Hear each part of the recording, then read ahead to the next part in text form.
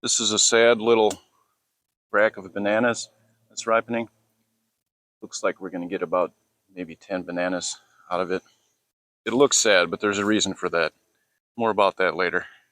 Bananas are really a must-have in a Florida food forest. It's the backbone of the food forest. They're extremely nutritious. They provide a huge amount of chop and drop material. They're extremely easy to grow. There are literally hundreds of varieties. This is a dwarf namois. See how small it is, and it's still fruiting? Bananas are so easy to grow in Florida. They need a lot of water. We don't get the optimal amount of water for them, but we get enough. And they're very, very easy to propagate. Once they start growing, they start pushing out pups, which you can dig up and move around very, very easily.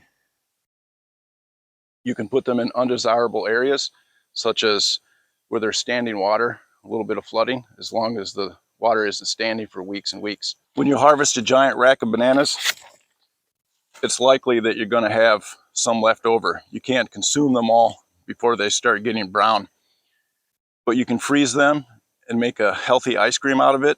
You can flavor the ice cream with other fruits from your food forest. You can create healthy snacks such as banana oatmeal cookies.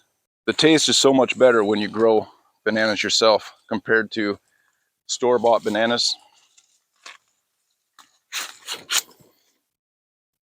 You just can't compare them to store-bought bananas. Not only are the bananas themselves edible, but these flowers are edible and highly nutritious, maybe medicinal. I haven't tried them myself. Do your research before eating them. They're extremely hard to kill.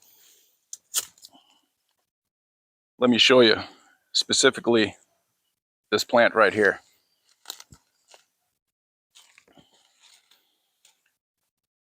I'll just clean up some of these dead leaves so that it's easier to see. Hurricane Ian really devastated my bananas. And this is one of the bananas that was almost destroyed. It's kind of hard to tell here, but the trunk down below is much thicker than this stalk. This banana plant was broken in half here, so I cut the top off.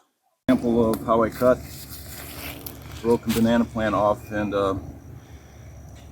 this new growth is coming back, but I don't think it's going to make it, so I'll probably cut it off again down here and see if the center will grow out. And then over here, this is a good example of one that is coming back. And this is all new growth since Hurricane Ian. And it's even giving us a rack. So to me, that's a miracle.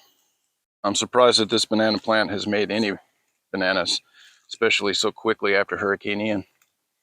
And not only that, it's making bananas in the middle of the dry season.